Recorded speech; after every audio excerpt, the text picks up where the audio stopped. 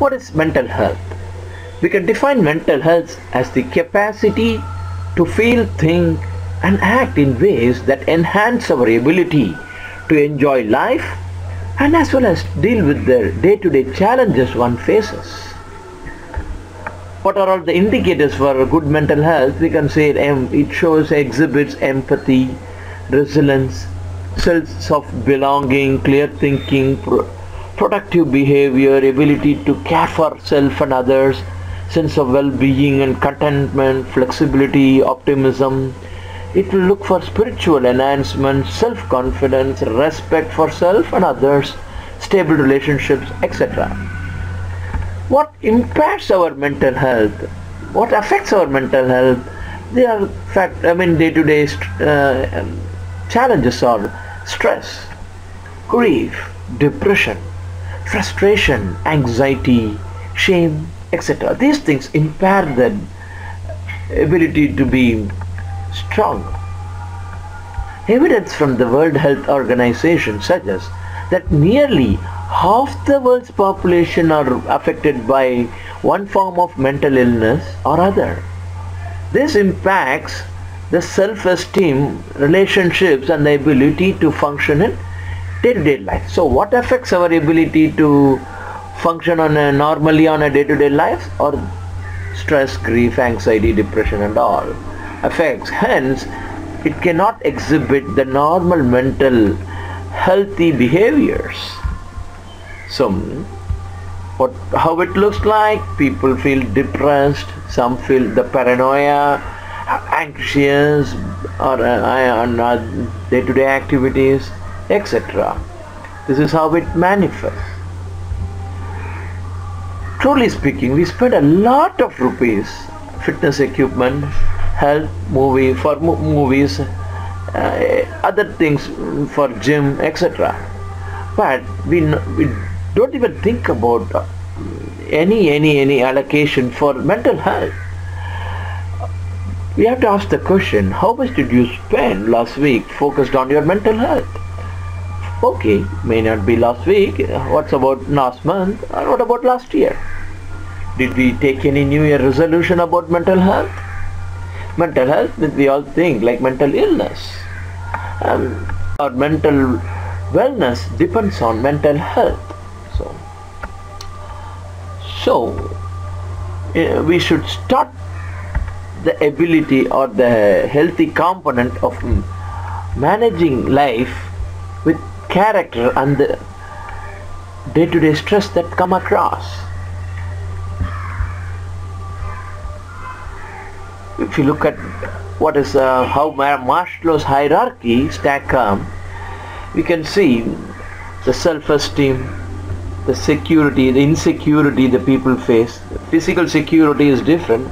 The mental insecurity is another.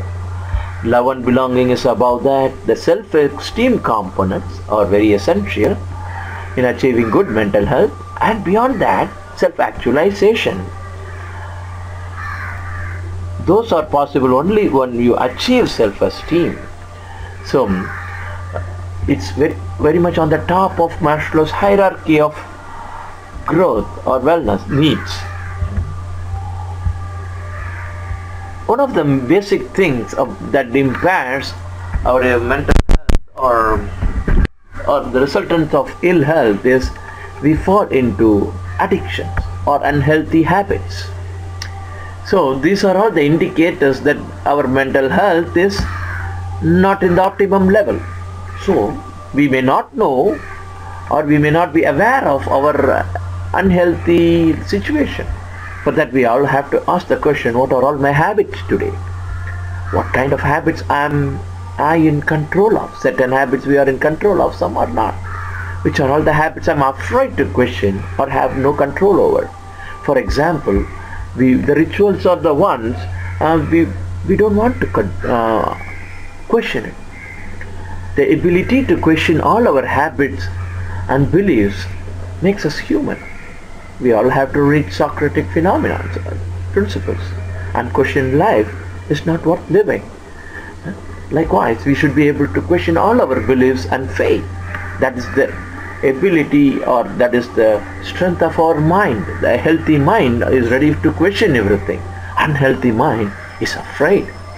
So what I am addicted to, we may be addicted not only to substance, alcohol and tobaccos, but we will be addicted to religion.